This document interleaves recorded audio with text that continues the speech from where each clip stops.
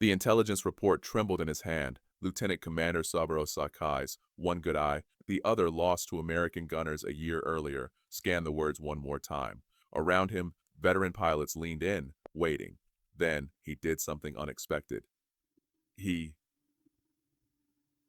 laughed. Not a chuckle, but a deep, genuine laugh that echoed through the human operations tent at Rabaul Airfield. The Americans, he announced to his squadron, have built a fighter that weighs as much as a bomber. They're calling it the Hellcat. Within 30 days, this joke of an aircraft would begin the systematic annihilation of Japanese naval aviation, achieving a kill ratio of 19-1 and destroying over 5,000 enemy aircraft.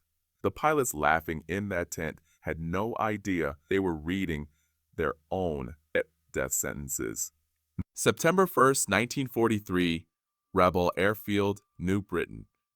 Lieutenant Commander Saburo Sakai's hand paused over the intelligence report, his one good eye, the other lost to American gunners a year earlier, scanning words that made him laugh out loud in the humid operations tent. The Americans have produced a new fighter, heavy as a bomber, wide as a transport. They call it Hellcat. Our intelligence suggests it weighs twice our Zero. Another American failure of design.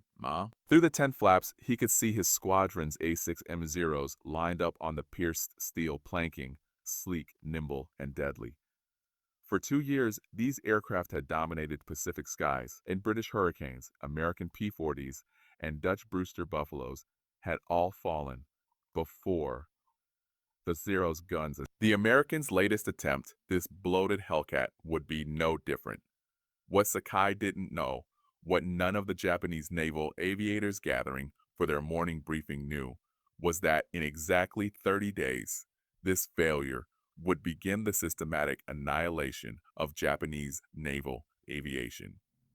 The F6F Hellcat would achieve a kill ratio of 19-1, destroying 5,223 enemy aircraft while losing only 270 in aerial combat. It would transform carrier warfare, break the back of Japanese air power, and prove that the Zero's reign of terror had been built on a foundation of fatal assumptions. The mathematics of aerial supremacy were about to be rewritten by an aircraft that looked wrong, flew heavy, and seemed to violate every principle the Japanese had perfected. Yet within 6 months, the very pilots now laughing at intelligence reports would be writing final letters home, knowing that encountering Hellcats meant statistical certainty of death. The Japanese Navy's confidence in September 1943 wasn't arrogance. It was mathematics. Since December 7, 1941, the Imperial Japanese Naval Air Service had achieved victory ratios that defied belief.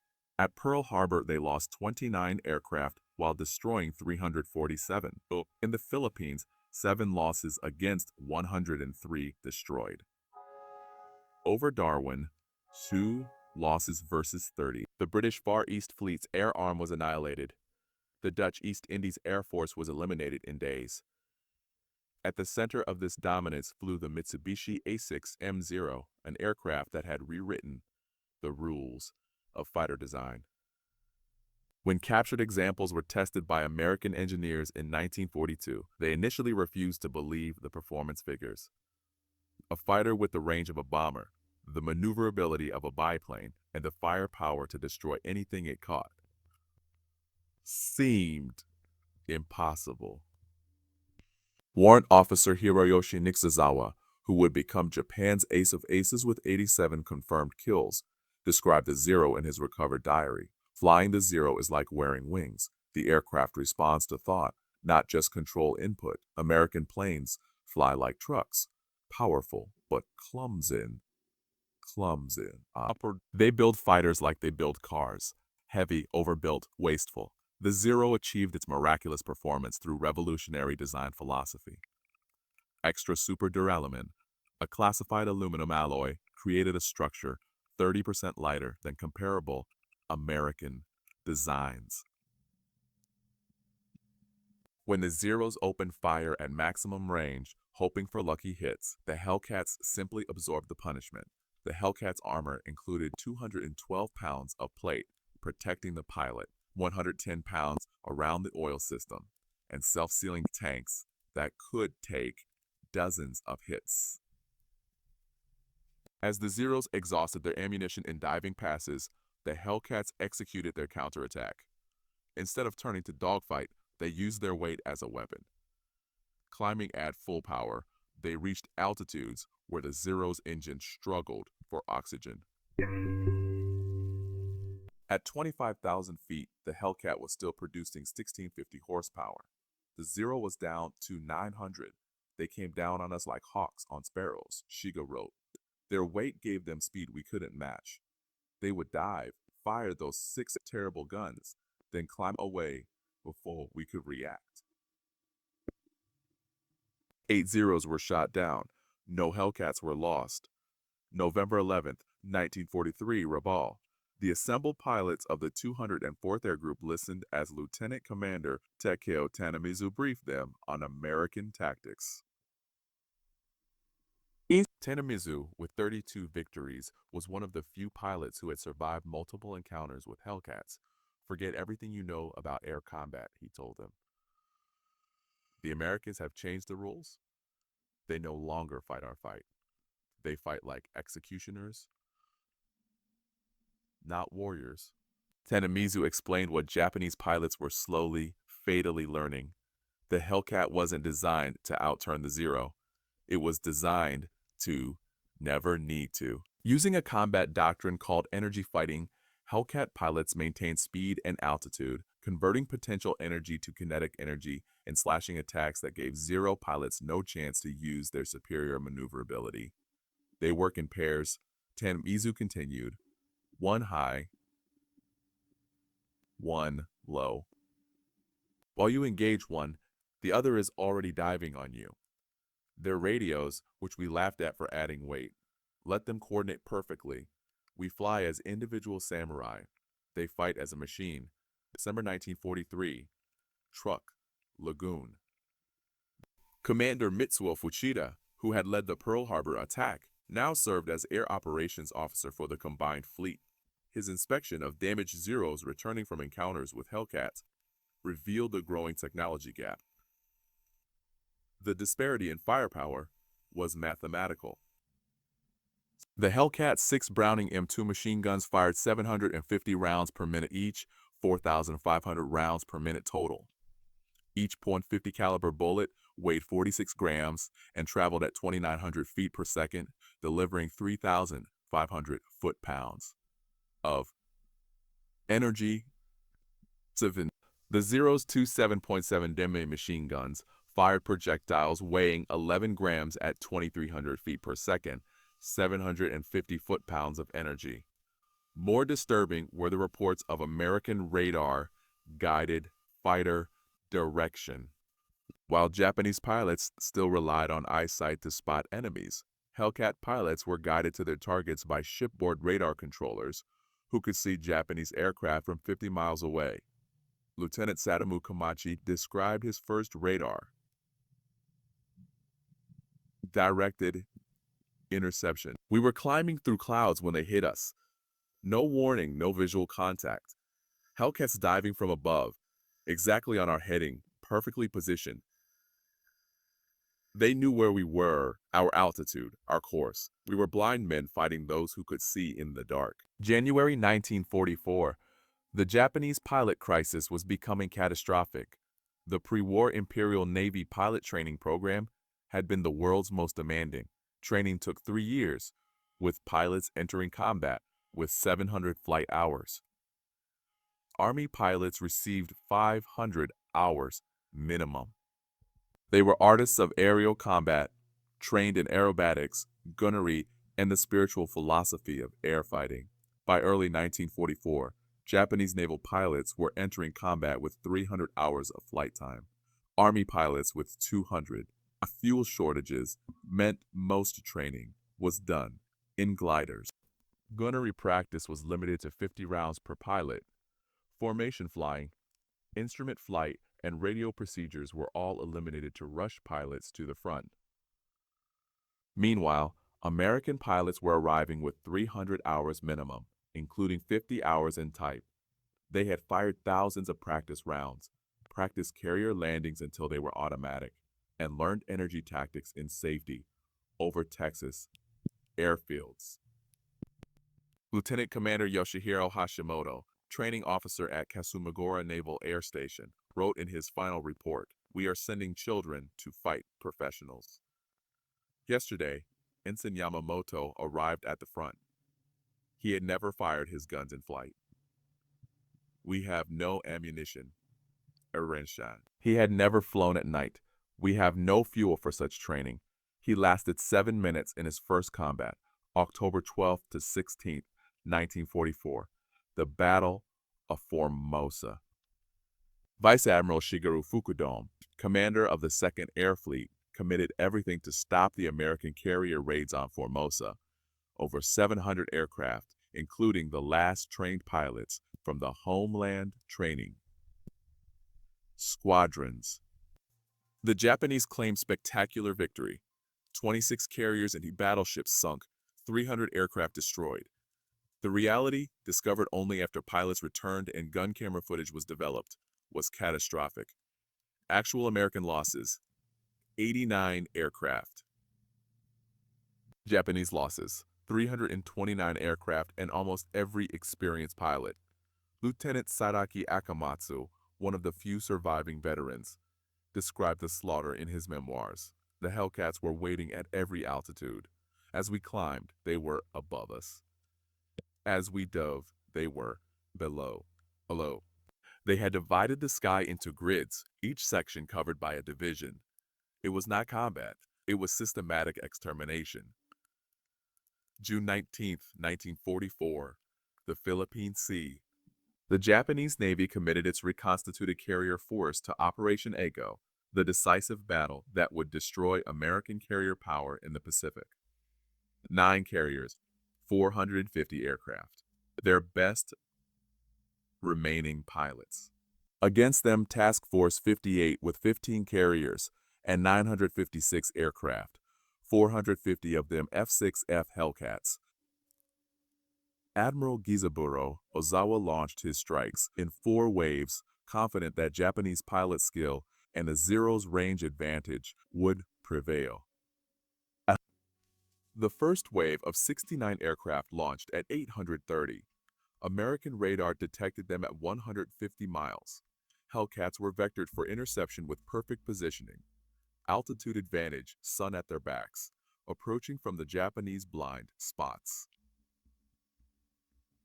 Lieutenant Zenji Abe, leading the fighter escort, saw the Hellcats minutes before engagement.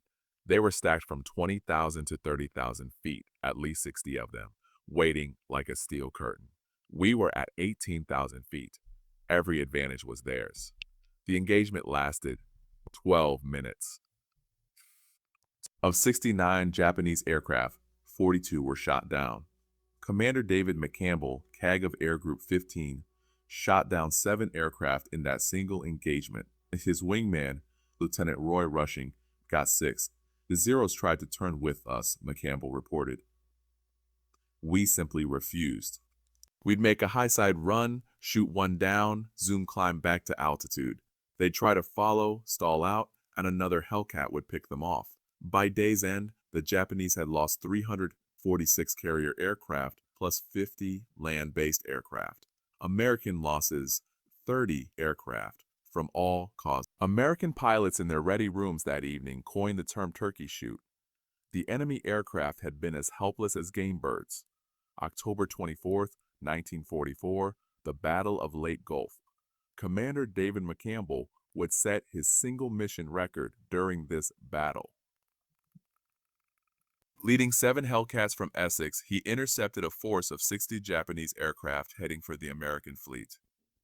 In the ensuing 90-minute battle, McCampbell shot down 9 aircraft, 5 Zeros and 4 bombers, while his wingman, Roy Rushing, destroyed 6 more. "I ran out of ammunition after the 9th kill," McCampbell recorded. "The Hellcat performed flawlessly throughout. Not a single hit on my aircraft, despite being outnumbered 8 to 1. This engagement demonstrated the complete reversal of air superiority. 7 Hellcats had routed 60 Japanese aircraft, destroying 15 without loss. McCampbell's 2 ace-in-a-day performances, 7 kills on June 19th and 9 on October 24th, earned him the Medal of Honor and Navy Cross. The aftermath of the Philippine Sea and late Gulf battles produced what Japanese military psychologists later termed Hellcat psychosis among surviving pilots. Admiral Ozawa, in his after-action report, wrote, "The enemy's radar-guided fighter direction achieved something we thought impossible, the industrialization of air combat. Each Hellcat was not an individual fighter, but a component in a vast machine. Our pilots, no matter how skilled, were engaging not planes but a system. The pilot shortage became so acute that by early 1945, training was reduced to 40 to 50 hours for a Navy pilot. Kamikaze pilots received only 40 to 50 hours total, approximately 7 days of training. April to June 1945, Operation Iceberg. The Japanese launched 1,900 kamikaze sorties against the American fleet off Okinawa. The Hellcat became not just a fighter, but a defender against the desperation of suicide attacks. Lieutenant Eugene Valencia, leading his flying circus division of Hellcats, shot down 23 Japanese aircraft during the campaign. His tactical innovations, using divisions of 4 aircraft in coordinated attacks, made traditional Japanese tactics suicidal. We developed what we called the mowing machine, Valencia explained. 4 Hellcats in line abreast, separated by 100 yards, would sweep through Japanese formations at high speed. Each pilot covered his sector. We'd make one pass, climb back to altitude, and repeat. The mathematics of the Okinawa campaign were stark. Hellcats flew 38,038 combat sorties, claiming 2,351 victories against 249 losses, a 9.5 to 1 ratio. More significantly, they prevented approximately 80% of kamikaze aircraft from reaching their targets. By 1945, the technological gap had become unbridgeable. The F6F Hellcat incorporated improvements that made it even deadlier: water injection boosting power to 2,200 horsepower, zero-length rocket launchers, improved armor, and the K-14 computing gun sight that calculated deflection automatically. Lieutenant Commander Saburo Sakai, Japan's legendary ace with 28 official victories, though modern historians estimate closer to 15, encountered Hellcats for the first time in June 1944. Despite his skill and experience, he was nearly killed in his first engagement. That's just engagement. "I performed my best aerobatics," he wrote in his autobiography. "Loops, versus splits, spins. Every maneuver I had perfected over 200 combats. The Hellcat followed easily, almost casually. I survived only because the American pilot made an error. He forgot to release his drop tank before combat." By war's end, the F6F Hellcat had destroyed 5,223 enemy aircraft in aerial combat, lost 270 aircraft to enemy fighters, achieved a 19.3 to 1 kill ratio, produced 305 U.S. Navy aces, and accounted for 75% of all Navy air-to-air victories. The human cost for Japan was catastrophic. Of the 18,000 naval aviators who had started the war, fewer than 100 combat-experienced pilots remained by August 1945. The transformation of Japanese naval aviation from an elite force to kamikaze operations represented the ultimate admission of Hellcat superiority. Unable to compete conventionally, Japan turned its pilots into guided missiles. Vice Admiral Takajiro Onishi, father of the kamikaze program, justified it with stark mathematics. If a Zero attacks a carrier conventionally, probability of success is near zero. The Hellcats will destroy it. If the Zero becomes a bomb, probability of hitting increases to 30%. The pilot dies either way. At least as a kamikaze, his death has meaning. On October 25, 1944, Hiroyoshi Nikizawa escorted the first official kamikaze mission, led by Lieutenant Yukio Seki, claiming his 86th and 87th victories, 2 F6F Hellcats, in the process.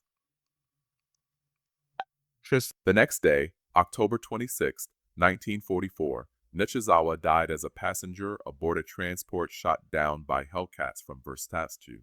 Japan's greatest ace, helpless without a fighter, fell to the very aircraft he had briefly bested.